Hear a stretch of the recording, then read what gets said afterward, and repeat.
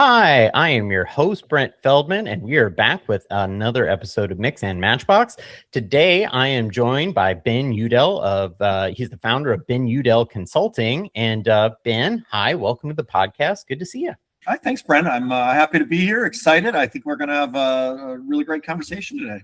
Absolutely. I am looking forward to it as well. I'll start out with maybe an easy one, something looking back on your career as a whole here. And your career has really spanned banking roles, marketing, innovation, and now distinctly AI. I guess looking back, what experiences best kind of prepared you for where you got to today? Yeah, I think the short answer is I am just so grateful to have spent most of the last 15 years in a community bank.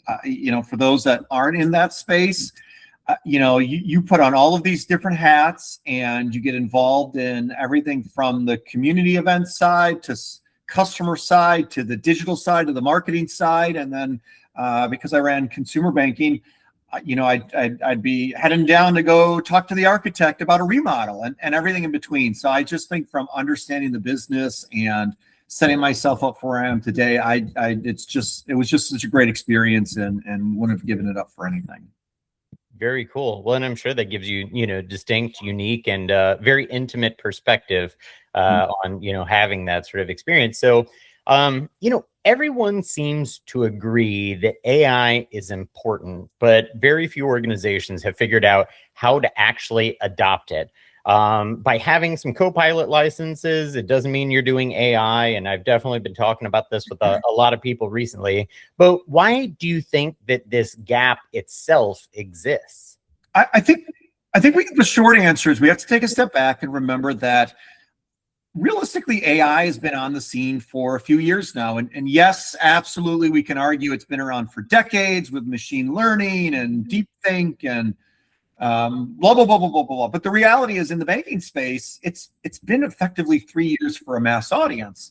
And so when we start thinking through, there's no instruction booklet.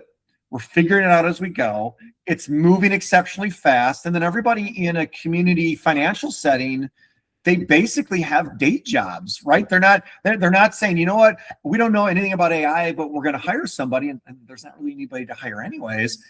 It just means that we don't appreciate and we don't understand, and we're learning as we go, and we're still very much figuring it out. I mean, arguably, we haven't even started the game yet. We're still in warm-ups for how AI is going to affect us. And so you roll all that together, and then you throw on all the concern about risks and privacy and data, and there's not necessarily a ton of regulatory guidance. It's just this recipe in a very risk-averse industry to slow play all of this, and that is not wrong. Mm-hmm. I think the bigger issue is the gaps that's forming between a lot of players, and frankly, I think also between individuals inside an organization as well. We need to be spending more time there rather than some of this bigger picture stuff at this point in time. That's cool. That's helpful, and I appreciate that perspective. Maybe one quick thing from you, and this could be just purely conjecture, but do you think there's a lot of personal experimentation that just, essentially can't make its way into the actual working relationships of some of these organizations, as in maybe people have found their own personal strides with working with AI, maybe totally understand it from maybe the idea, the bigger picture that it could impact, but by all the reasons you mentioned, regulatory compliance, all those kind of elements getting in the way of actually finding ways to adopt it from an organization level. Yeah, I think part of the gap that exists is it's a leadership gap at this point in time. It's no longer technological. And so when you think through a leader coming in and saying, this is an acceptable use case, this is an acceptable use case that's transferable across many other departments, this is a reward or recognition, this is accountability, that's generally not happening. And so if anybody is using it in their personal space, there's just not a really great opportunity. I'll shut off the... No, it's okay. It means you're an important guy. Right? This is an important conversation. Yeah. What's happening is people are still using it in the shadows, and that's not a negative. They're not using it nefariously. They're just not comfortable sharing it forward. And I'll give you a quick kind of case study I do when I do a lot of teaching and speaking on this.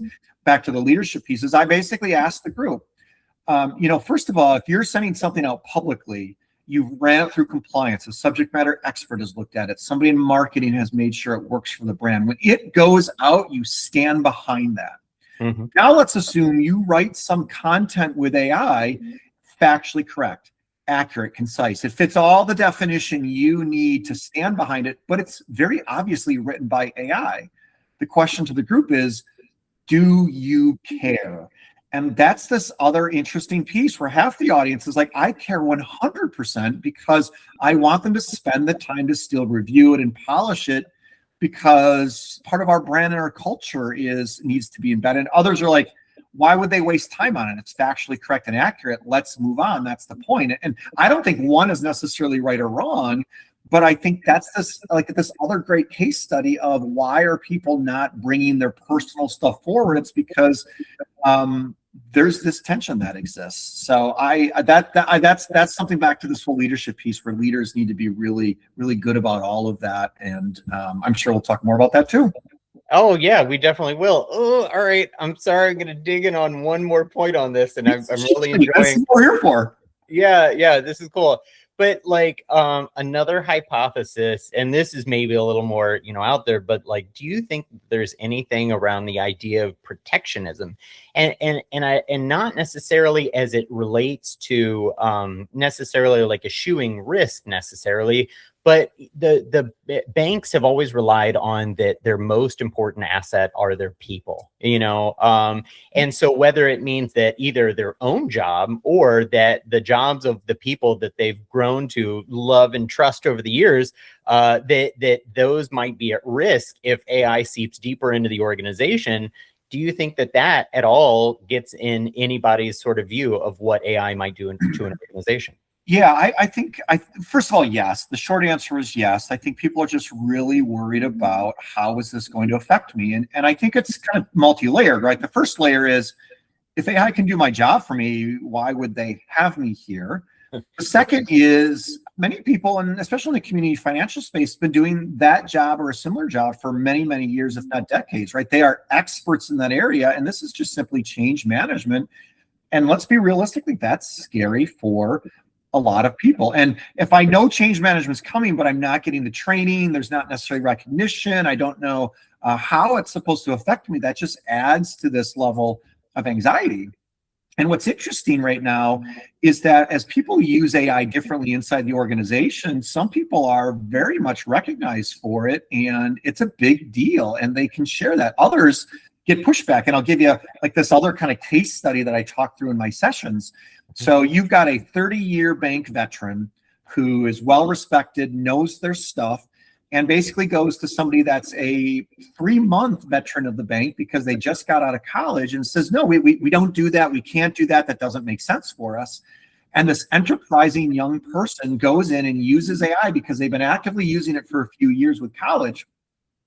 They redo the situation. They pull up the regulatory documents. They massage it to pros and cons. They rewrite the content. They think differently about it. They have an alternative plan, and they go back to this person and say, hey, no, I think we can actually do this. And so now you have this friction that exists, which goes right, I think, back into your original question about this anxiety. Do we yell at the college student who is enterprising and did everything we want, but maybe didn't present it well? We get after the 30-year veteran who hasn't been using AI and has been resistant, and now there's a better path and maybe didn't receive the feedback well? Like that's not technology, right? That's very much, I think, leadership and this human element to it. You roll that in, and if one of those people gets yelled at for using AI or not using AI, guess what? They're probably not going to be as public about it anymore at that point in time either. And that's what many of us are not thinking through right now, but it's actively happening inside of organizations right now. People tell me about this. Yeah. Oh, it's wonderful. It's great to surface all of this stuff because I feel like it is. It's just, the more the awareness is about it, the more that you can overcome these challenges and kind of, getting past them and getting down to the meat of like what really needs to happen.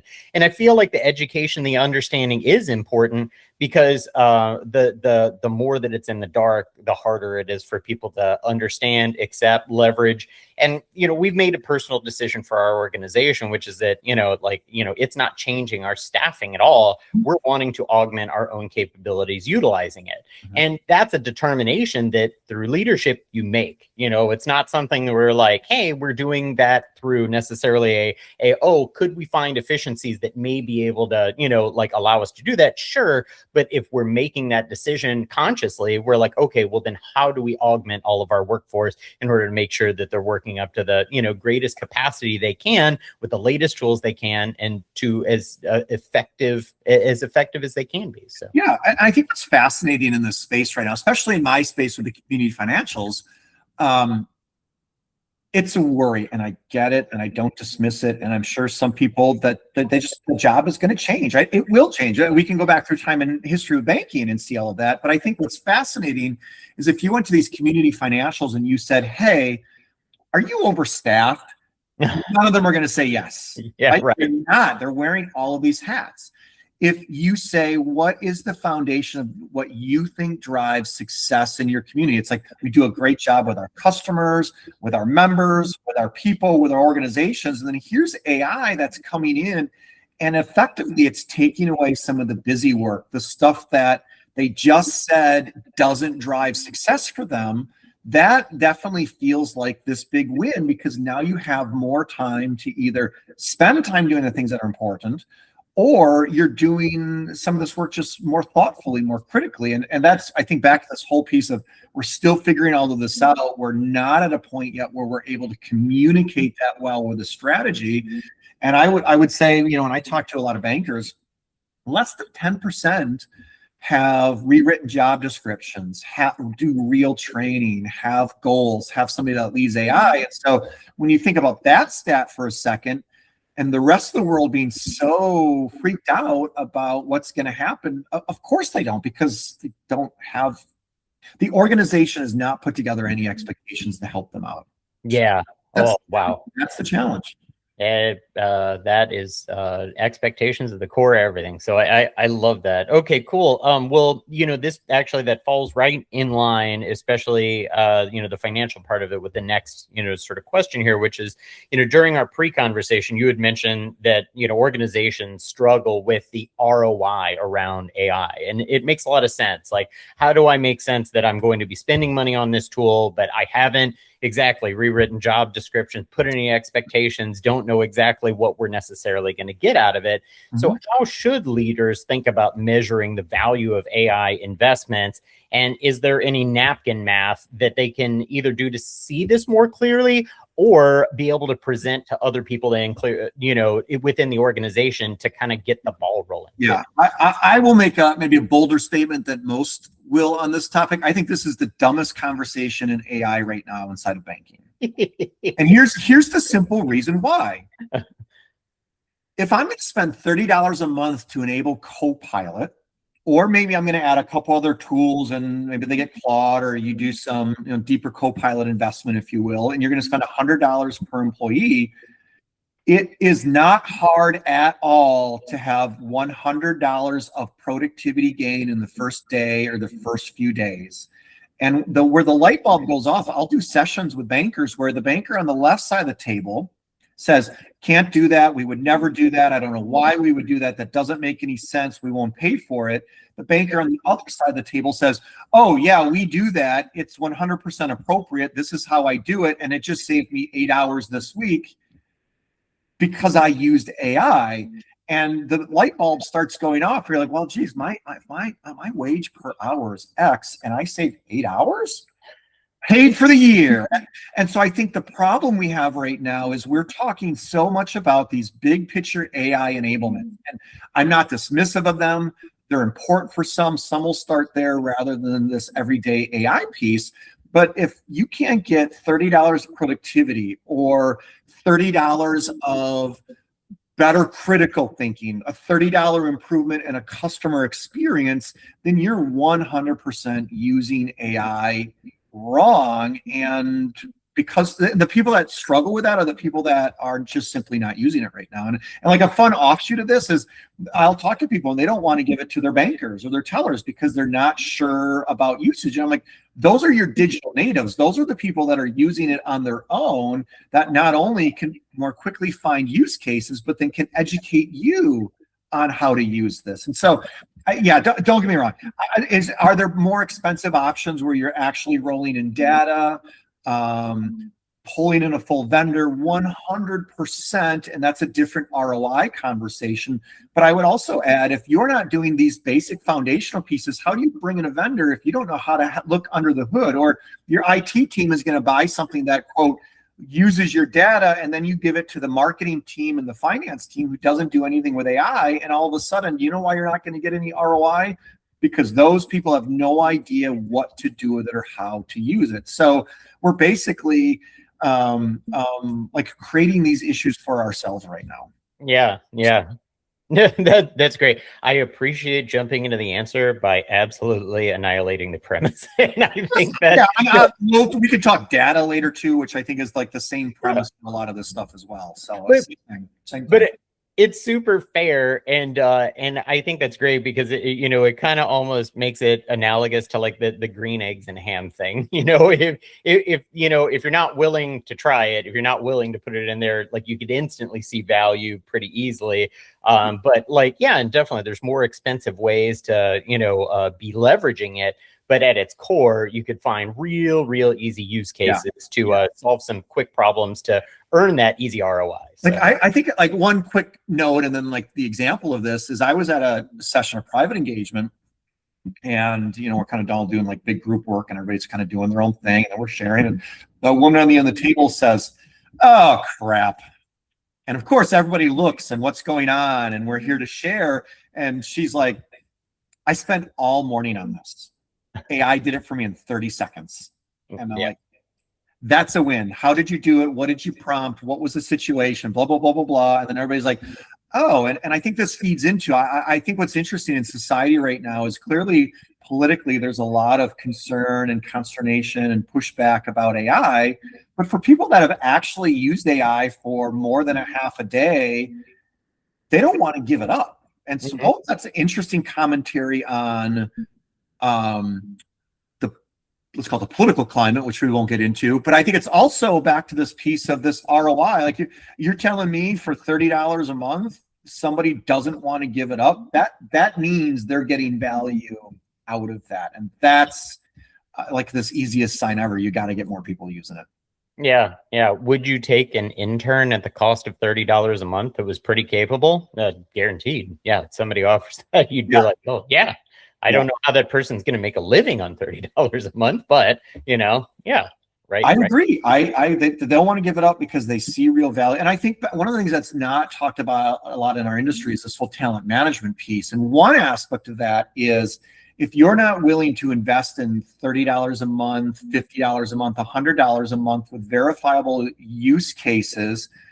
And so the message I kind of shared in audience is if you had 8 extra hours this week, would you rather spend it with customers in the community, deeper on the to-do list, development, at home with your family, or would you rather have your fingers on the keyboard buried in the computer because you don't have AI? And they all kind of chuckle, right? And my point of that is, so if you have a bank or a credit union or another organization across the street, I mean, there's the real question right now about where do I want to work? And are you willing to lose somebody as potentially a strong performer for $30 a month because you're not going to allow them to use it? They go across the street, and not only are they a better performer, they work less, they produce more, and they are happier. Like that's the reverse ROI right there for sure. Absolutely. Oh boy. Well, there's so many more things that we've got to jump into, and I could keep going. Let's get after it. Yeah, let's get after it. Yeah. All right.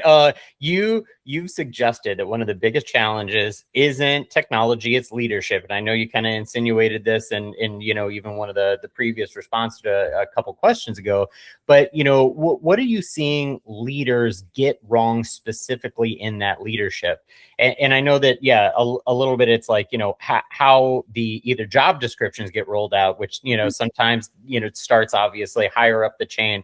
It's what people's expectations are, but what are those things you feel like leaders could really do to make this a more cogent argument to the team, and also just act as better leaders stewarding AI's adoption? I think what's interesting in our industry right now, and frankly this is outside of banking too, is that everybody knows AI is this train bearing down on us, and it is changing and will further change how we work. But what I think is interesting from a leadership perspective is there are a lot of leaders right now that are not taking the time to basically work with AI, educate themselves, think critically about that. And so let's take a step back and forget about AI for a second. If I needed to do change management, what would I do? I would probably educate myself on it. I would think through the different risks. I would gather different types of feedback. I would put goals together. And so when you roll that together, what's happening in the banking space is a lot of leaders are allowing people deeper in the organization to make some of these calls. The team, the CIO, the CTO, and they go to a conference and the message is there's risk and we don't have a lot of regulatory guidance. And so the senior leadership is like, not quite sure what we're going to do right now. And the reality, if we take a step back, what should a leader be doing? For instance, one of the things I think leaders should be doing right now is they should have everybody on their team, their leadership team, rolling up to them, whether it's monthly or quarterly, and maybe this goes to the board. This is how I'm using AI. This is how my team is using AI. When I talk to other people in the industry, this is how they're using AI. These are some of the solutions, if I waved my magic wand, we should be adding to. And the reason I think that is we need to more rapidly understand usage. And how do you do that? You have people that are in a position of leadership sharing and adopting. You're forcing them to play the game. Because I would argue, how far away are we from saying if you're a leader that's not engaged in AI to any degree, that's a problem. And we're getting closer and closer to that, right? And so, by the way, when you think through like doing something like that, it doesn't matter whether you are or not using AI. It's educating yourself and your team so you can understand how to think through it more critically, right? And like the other interesting offshoot is because they're not thinking critically about it, what's fascinating is a lot of people don't want to turn private information on. They don't want to allow that into AI. And I get that feeling. And what's interesting is I remind them, I'm like, you do know you've been vendor managing Microsoft for 3 decades. They are a $3 trillion international company that's in a position to protect people's data. Mm-hmm. They know exactly what they're doing and they know exactly what you need. So do the research to understand what solution from them fits your needs and go with that, because and nothing against some of these technology companies that are springing up to do that, but it's interesting where they get fixated on this company that they just found out about at a conference last week and they want to run AI through them, but they don't want to run AI through Microsoft. And I think not that one's right or wrong per se, but it's this critical thinking we're not doing. And that goes back to, it's just classic leadership. Like, sorry, but leaders need to be actively engaged in this to some degree right now. They absolutely do.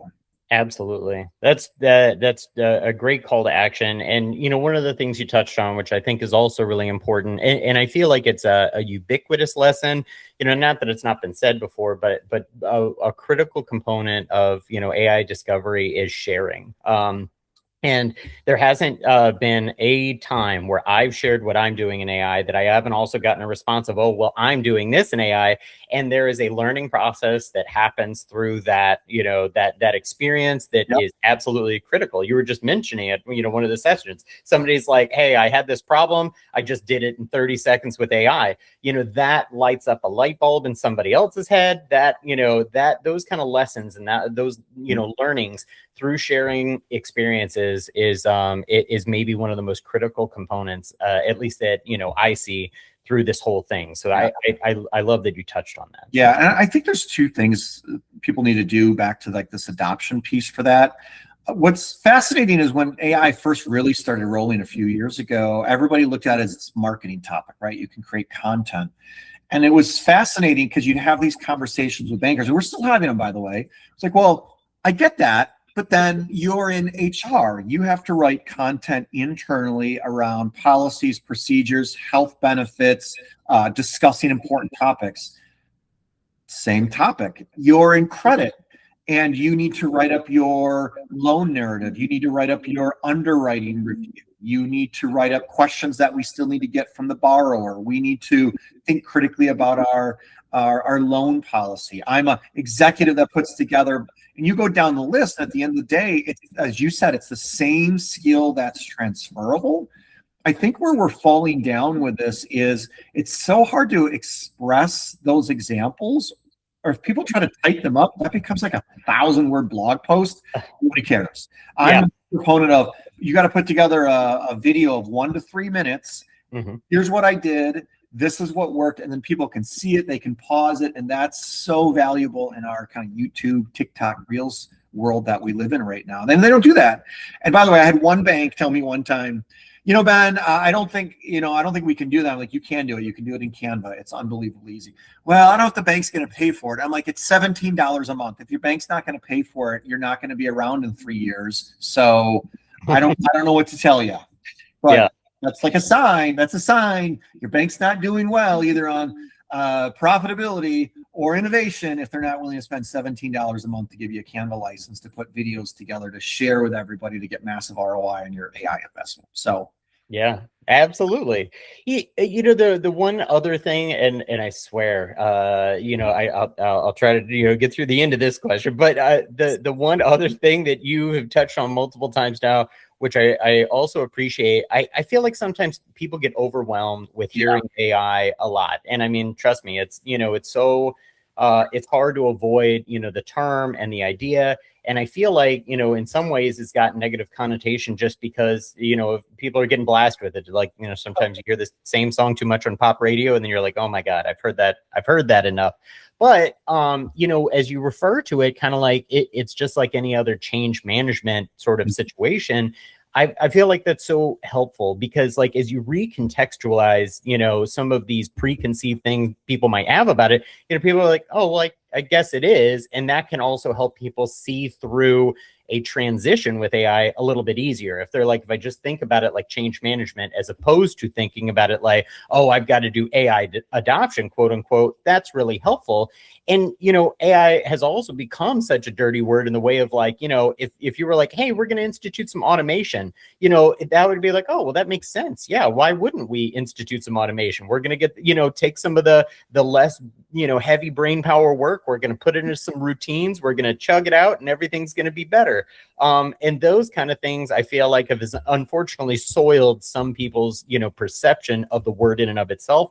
So I really like that you've recontextualized what this could be inside of an organization, which is just classic change management. Yeah. And I think what's interesting when you talk through all of that, and I certainly agree. The first is, I mean, Lord knows I go to plenty of conferences these days and I sit in on certainly the other AI speakers, but a large portion of them, they talk about the same thing, which is this is what AI is. And we're like, yeah, we've sat through this before. Or you got to protect your data and you got to, you can't have work slop. And people are like, yeah, cool. Wait a minute. And it's funny because, then you joke about it over happy hour, like, wait a minute. I can't just share customer data willy-nilly with strangers. What? Or wait a minute, I have to have accountability and own the quality of the work I do. I just can't believe it. And so it becomes this kind of joke. And I think that means when people hear AI, they just are automatically tuned into, I'm going to hear the same stuff I've heard before, the no duh commentary, or they're going to get really technical and nerdy. And people don't care. And so, it's interesting. Then back to this whole training piece, like part of it's, yes, you got to give training, but also like I get a lot of people that ask me questions all the time. And my response, it's not to be flippant. It's to say, that's a great question. Did you ask AI?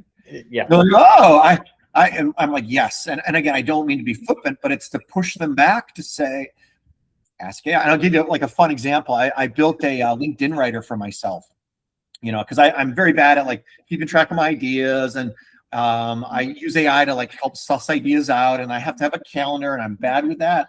And I basically went into Claude and I created a program that's a LinkedIn writer that manages all those for me, right? And I was telling one of my friends about it, and she's asking me all these questions, and I'm like, these are all wonderful questions. Mm-hmm. My file that's going to help you walk through it, and don't ask me, just ask Claude. Yes. What does this mean? How do I do that? I would like to do this. And it wasn't clicking because we don't talk to computers that way. And then now that she's kind of getting going, and she's like, okay, now this makes total sense. Yeah, I can do this, right? And we got to just get people pushed into it to use it and to share, right? That's at the end of the day, that's how you change. That's how you change habits. That's great. Yeah, it's and that kind of pulls it right back into management and leadership, because like, what would you do with your team? You would they'll bring you a question. You'll be like, well, what would you do in that situation? And now, instead of them maybe having no resource in order to bounce that off of, they have a competent, resource in order to say, hey, I do have a question. Maybe I need a thinking partner on this. And if they didn't have one, now that is there. And so I think, I just feel like that's a brilliant tie back into the leadership aspect of it. And what's interesting on that, to the leadership piece, when I do a lot of private engagements, kind of private sessions, coaching, et cetera, right? You'll know immediately whether somebody gets it or not, because if they are hesitant on moving forward because they don't, quote, have the time, they haven't been using AI because they don't appreciate, if you take 2 hours with me, if you can't save basically 2 hours the rest of the week, I haven't done my job well, or they're not trying to apply it. The people that are using AI and they need somebody to come in and like help explain it better, work through it, jumpstart their team, they're like, yeah, this is a piece of cake when we get this scheduled. And it's like, when you know, and it takes getting your hands into it to really appreciate that. Absolutely. Well, I know that we've kind of wound in some of these things into some of the questions. Great discussion so far, Brent. Yeah, this is great. But I guess just to dig in on risk and compliance just a little bit, only because like I know we've touched on it, but I know it does end up not necessarily being like ultimately like the biggest sticking point for organizations. I think there's so many other things that I don't want to pose that as being like the ultimate driver of people having pause when it comes to AI, but it is important. And I remember another thing from the pre-conversation, you mentioned an attorney on the board who raises, kind of questions around governance and liability. Yep. If they have this person who, is there and raising those questions, what is your approach for maybe some of the replies that, people within the team should have to, that person? First of all, it's a great question, because what I'm seeing right now is people that are hesitant to move forward have all kinds of different reasons for that. And it's not to invalidate any of them. It's to say they're probably still not digging in and balancing all these risks out. So the first way to answer the question is we need to take a step back and we need to think through how we would go through our vendor management and our risk management for any other type of software or process that we're going to work through. And if you think about it, we already give our first party data, our customer data and private data to other vendors right now. So let's go through and say, from a vendor management standpoint, I'm going to review their privacy statements, how they encrypt data, how they train on data, their SOC scores. I'm going to review all of that like I would with anything else.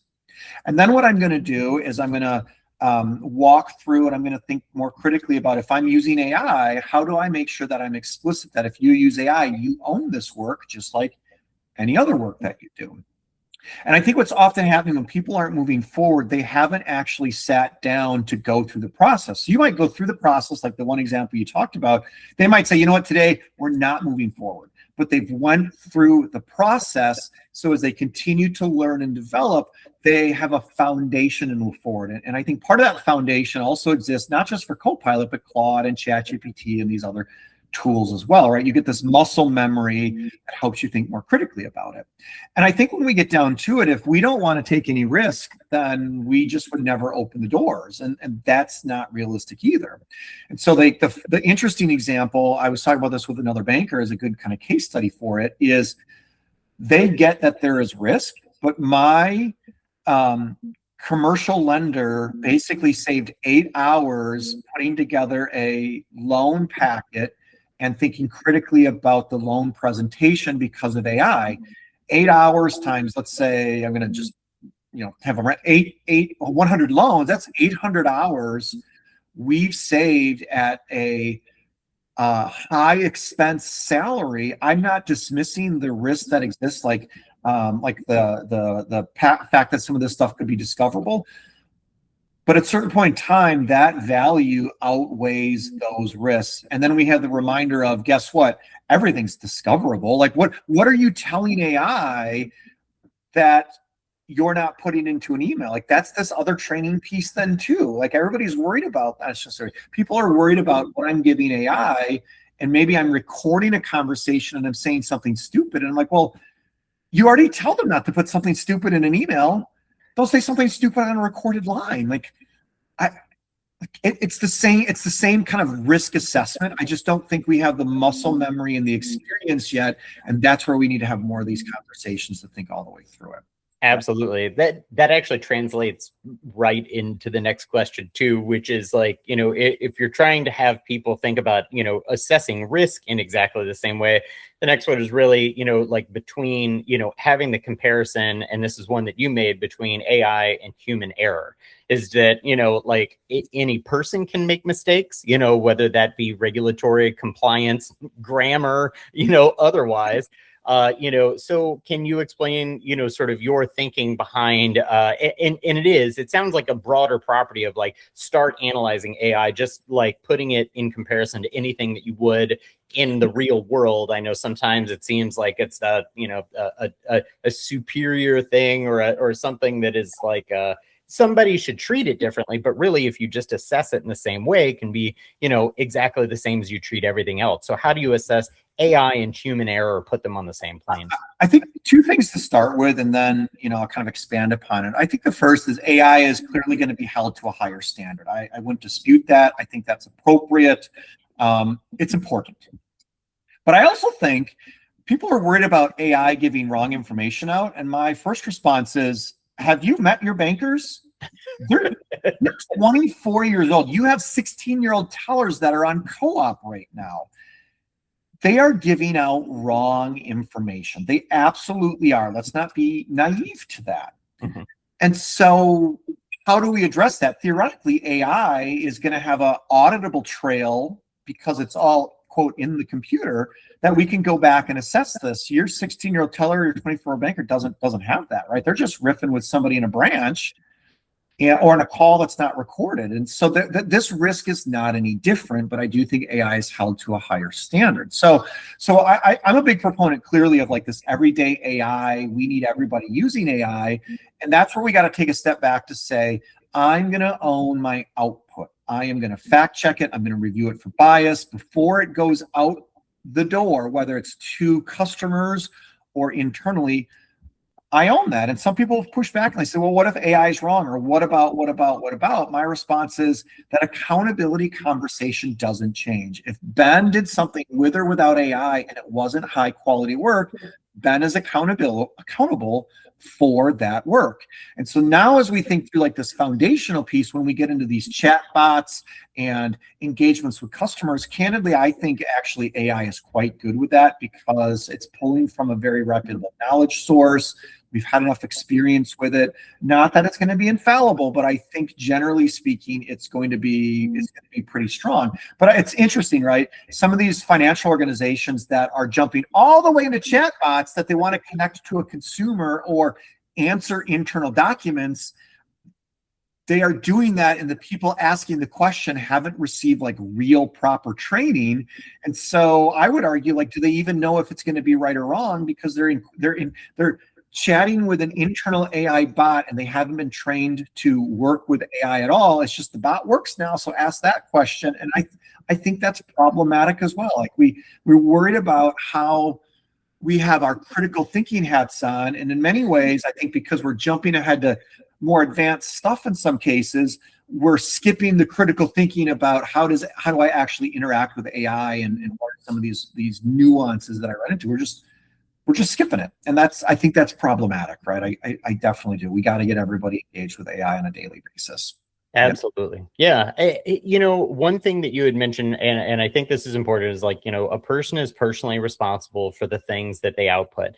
And that's great. If somebody created something in Photoshop, whether it be, with AI, whether it be a document, text that's there, you would want them to be accountable for their output.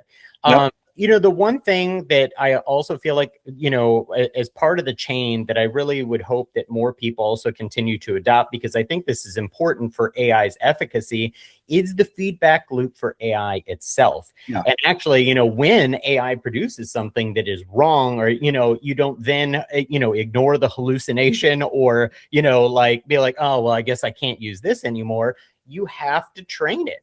AI was trained on a lot of information, a lot of data, depending on what model, who knows what, but it's always important to have that feedback loop, not only go back to the employee, but hopefully, I'm sure this is something that, that and have dealt with, but I think it's important to have people understand that AI needs the feedback loop as well. Yeah, I do. And I think the nuance as you dig even deeper into that is I'll get people that will push back.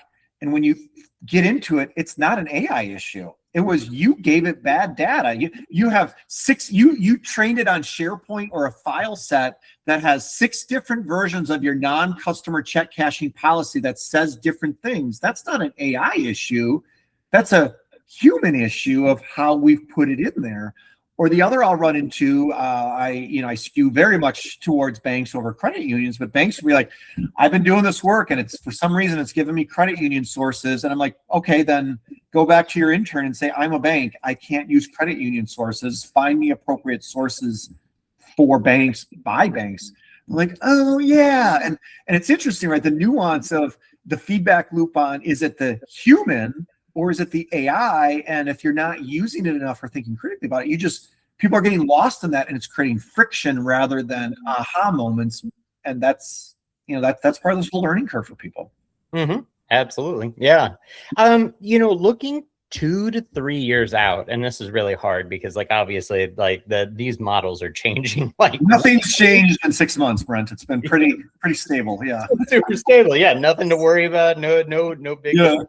But I think this is more coming around practice and discipline than it is what is happening with AI itself. So looking at organizations that may be implementing these policies, doing a good job of embracing it. What do these organizations look like in 2 to 3 years? The people that have practiced good discipline and implementation versus the people that haven't. So not conjecting on AI itself and its evolution here, but the people who have started to use it and implemented these practices. Yeah, what I would say is I think we can look backwards at technology to maybe answer that question and to appreciate. And what I think about is, I just remember the iPhone coming out and having discussions about this is cool, but what am I going to use this for?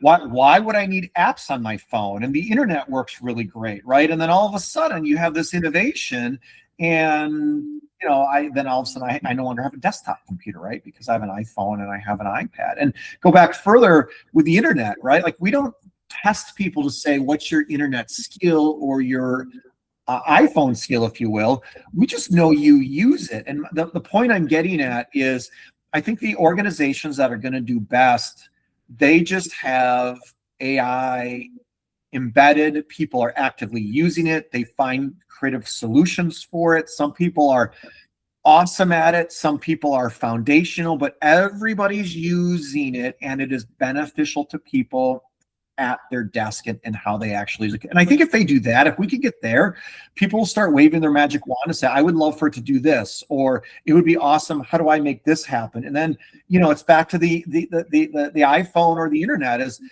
people will help you figure that out as you go through it, right? You don't need to be an awesome coder to do awesome stuff on the internet. You just need to be able to use it and then have people around you that can help. So hopefully that kind of answers the question, right? I think that's the enablement piece here of getting, and I think that's people stress because they're like, what does that really mean? I'm like, honestly, I don't think I know what that means for people who use the internet. Yeah. No, but I know everybody uses the internet every day and they're comfortable with it and they know how to ask questions and navigate in a manner that's helpful to them, right? So I think that to me is the big win that starts to pop up here. I really appreciate that. The better the culture is around it, and culture, is everything. It's the good and bad. It's the skepticism around it. It's the, but it's the ways that you use it. But I feel like, if I could chalk it up to any one word, I think that it's a culture. But let me know if that's an accurate. I think you're 100% right, and I'll add another kind of layer to that. For anybody that's actively using AI, and I don't mean deep, maybe like you or I just mean actively using it, is you got to be prepared that it's going to change. Something's going to be better. Something's going to get worse. Like I think of ChatGPT 6 months ago, realistically, nobody was talking about Claude on a professional level, right? And then Claude has just taken off and it is awesome. Yeah. And then I was so frustrated over like the middle part of this first part of the year, if that makes sense. Like ChatGPT couldn't write anything for me, couldn't do anything. And then now with the addition of homework, I'm like, this is amazing again. And my point is, I think people are like trying to find the right solutions. And in the amount of the pace that financial institutions work, the whole world has changed. And that culture piece you talked about is so right, because the culture also needs to adjust for, we're going to have failures with AI, and failures isn't like a breach of data or something stupid. Failures is we spent 6 months on this and now there's a better solution. How do we rapidly iterate to something different? And we've got to be more comfortable with that than we are now, because the pace of everything is changing so fast and in good ways, in very good ways. Yeah. Yeah. Oh boy, I couldn't agree more with the sentiment about like, you start using one thing deeply and then you're like, and then you're frustrated with another tool. Oh man, but we've recently gotten very, very deep into Claude. One of the things that we did actually early on with this was actually we initiated a stipend so that everybody could go play with the tool, and then got guardrails around what we wanted to do and not do with it. But that did allow a lot of learnings about, hey, what's working, what's not working. And now we're really getting to the point of sharing more and more of that. But I think that is really, it's helpful. It's like, not everything is going to be a panacea for your ills. You have to keep exploring, keep digging in, and it's just a good mindset to have. Are there any foundational principles that you feel like people need to have for this adoption, for them to basically take advantage of some of these capabilities? Yeah, I don't know that it's so much a quote principle, and this will sound funny, but I think when the light bulb goes off for people is the whole commentary around you have to treat it like a person. Yeah. Right? I explain this to me. What do you mean by that? I didn't like this. How do I add this? Have a long discussion. And I'll give you 2 quick case studies on this that hopefully might be some ahas and takeaways. I was teaching a class last week at the Graduate School of Banking in Wisconsin, and one of the gentlemen said, how do I, Ben, what I'd love to know from you is I've got all these mortgages on my books still from the early 2020s because of COVID, and I got to find the right time to sell, because I can't keep holding them on my books. The yield's like 2.5%, blah, blah, blah, blah, blah. I'm like, he's like, what do you think I should do? I'm like, you know what? That's a great question. You're getting into an area of banking I didn't spend a lot of time on. Let's do this. And so literally in front of the class, I opened up ChatGPT and I did the voice mode. So I had in front of the class a conversation back and forth, not dictation, not typing, but literally ChatGPT and I going back and forth on a discussion about how we should treat this and what should we think about it? What are the variables? And then I said, this is all great. I think we're at the right place. Put together an Excel doc for me that basically is a first draft of a scenario builder so I can see this and do the math and think more critically about it. And, I don't know how long it took, a handful of minutes for ChatGPT to think, but all of a sudden, like in 10 minutes in class, we went from a really awesome, relevant discussion to here's your first Excel draft that you can start thinking about how you want to model this out. And people's minds are just blown that we did this in less than 10 minutes. It would have taken somebody a full day to be futzing around to create this model. And I'll give you one other case study that hopefully is encouraging to people. So admittedly, because I'm not in a bank anymore, I have maybe more access to tools, but this is coming down the pipeline. You could do a lot of this with Copilot. So I have ChatGPT connected to my Google Workspace, so it can view all of my sessions I put together, my speaking engagements, my teaching engagements. I also have it connected to Plod or an Otter, maybe not Otter, but Plod for sure. Plod is a recording tool that I can use. So I just had with the ICBA a session about webinars that they want me to do.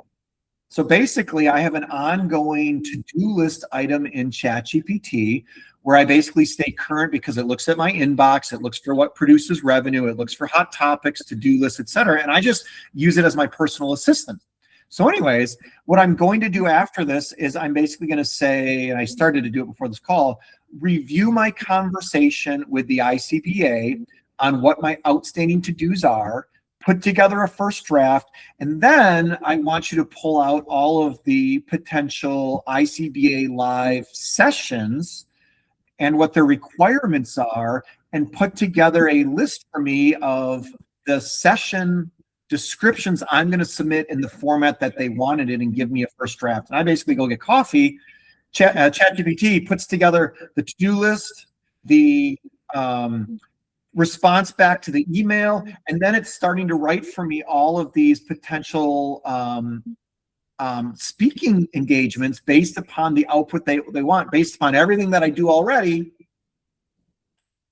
First draft. And I think that's this like exciting piece when you look at how this becomes transferable to customer engagement, prospect engagement, performance evaluations, speaking events by the CEO, the president, and the community. Like basically have AI do this first draft because it knows everything about you. Mm-hmm. And away you go. So a little feeling there, but hopefully that's like this classic example when people are like, what am I going to use AI for? Yeah. Use it for that, because in 30 seconds, I just save, conservatively 4 hours worth of work, right? Yeah. Oh, gosh. And it connects it right back to that point about treat it like a human. And the more as humans that we have contextual information, we are through our brain, we draw those connections. We stitch those things together and find patterns, find opportunities. The more that you allow AI to do that, the more it's going to see those patterns, the opportunities and stuff too. So I feel like that's wonderful advice. Yeah, I'll give you, if you want, I'll give you one other kind of case study I do with AI when I work through stuff now. If I'm going to review like long format documents or I do a first draft, I basically take my draft, my FDIC guidance, my whatever that might be, RFP, sales, but it doesn't matter. I basically turn on my recorder and I basically talk to myself about what I like, what should change, make this minor change, weave this in, and I have this ongoing discussion. And I may even, when I generate slides, I might say on slide 3, this needs to change. On slide 4, or I'm reviewing a PowerPoint deck and I want to comment specifically on somebody else's slides, I do that. And then at the end, I basically take that transcription and I will start the transcription with, this is a transcription that I need you to write up based upon all my feedback. So I don't even need to prompt. I just drop all of it into AI and it basically redoes my document for me, or it puts together my notes to share with somebody.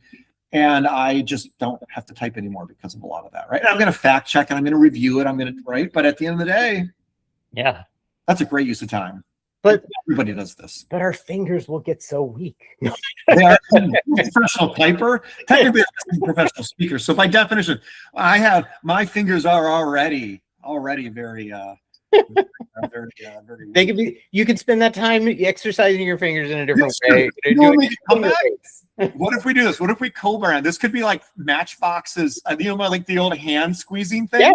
Yeah. Yes, you could co-brand that, and the whole bit is about how with AI you're typing less and talking. You got to keep the grip strength up, right? Exactly. That's your brand. That's your shtick. And it's your stress release. Yes, It's all in one. This is a great idea. I love that idea all of a sudden. It's cool. See, this is why we got to have these conversations. All right. Well, if you have one thing that you could say to a CEO or executive who's still hesitant to, sort of like jump in or push the team harder, on AI, what is that advice? Yeah, what I would say is your team is absolutely using AI, and whether they're using it because they're doing Google searches and AI is leading that, whether you've turned on Copilot but haven't done a lot of training, some people are digging in. Maybe they're doing it personally at home, or some of them are doing it personally for work, right? I think the big thing is they got to bring this out of the shadows, and I think they've got to be asking their team to share. How are you using AI? How is your team using it? What do you hear other bankers doing? Because it's this collective ability to kind of educate about actual use cases that needs to bubble up. And I also think there's this opportunity, if you think through the ability to reward somebody, let's say the best use case this week that I heard, I'm going to give them $50 gift certificate to somewhere.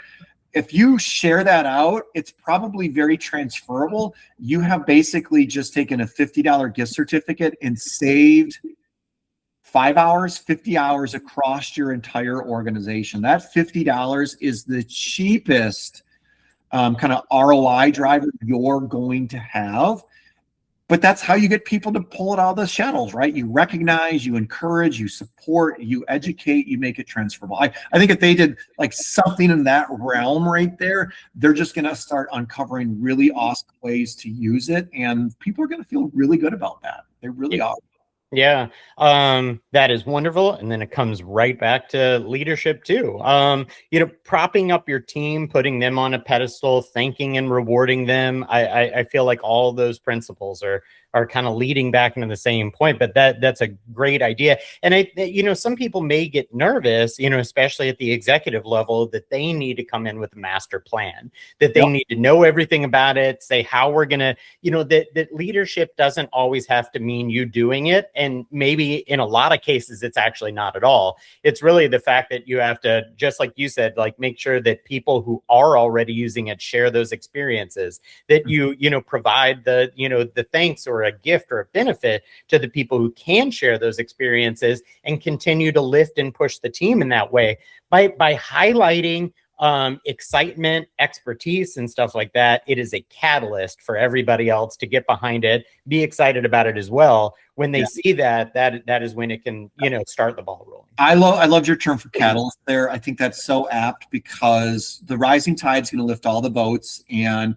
you got to get people to be excited. You need people that are going to be evangelists about it. You need people to see how they're doing better work or faster work, or frankly, imagine recognizing somebody say they used AI to save 8 hours worth of work. They left. They were working 45 hours last week. They only worked 40 hours this week, and they did better work. High five, get out the door, go spend time with family and friends. And it's stuff like that will great employee appreciation, great use case. I think that's awesome, right? That's how people get excited for this stuff. That's super cool. That's great. Well, this has been an awesome conversation. Ben, I want to give you a platform of where should people reach out to you, how to get in contact. Yeah, I'm super easy to find on LinkedIn. That's kind of my best way to communicate with people. I also run Benudell.ai, which is my kind of personal site for my speaking, teaching, consulting work that I do. And then as a fun note, I have a website called Vibe Coding for Bankers, which is literally when I just spin up something interesting for bankers as a demo tool and insight, I drop it on there, and it's all kind of live demos, and they're not like fully live, but basically if you want to see, how to connect FDIC data to building marketing campaigns, to doing some ROI work, I drop it on there, hopefully as inspiration for people as well. And then Lord knows you'll see me out on the conference and speaking circuit this fall as well. So looking forward to it. And for any listeners that runs into me, please say hi. Awesome. Well, Ben, this has been extraordinarily fun. I've really enjoyed the conversation. Same for me. Awesome. Well, definitely. Thank you so much for being on. Thanks, Brent. Appreciate it. Definitely. Well, this has been another episode of Mix and Matchbox. I'm your host, Brent Feldman. We'll be back soon with more content. Please like and subscribe. Thanks.